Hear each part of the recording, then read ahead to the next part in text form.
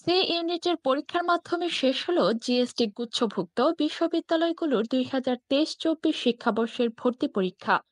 মাওলানা ভাসানী বিজ্ঞান ও প্রযুক্তি বিশ্ববিদ্যালয়ে 10ই মে 2024 বেলা 11টা থেকে 12টা পর্যন্ত সি ইউনিটের ভর্তি পরীক্ষা শান্তিপূর্ণভাবে অনুষ্ঠিত হয়েছে।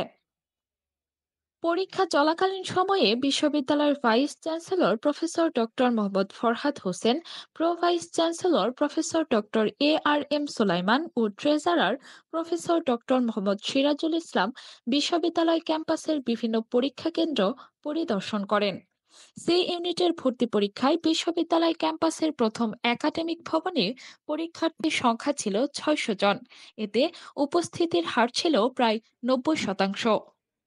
আজকে টোটাল পরীক্ষার্থী ছিল আমাদের এই কেন্দ্রে 600 জন।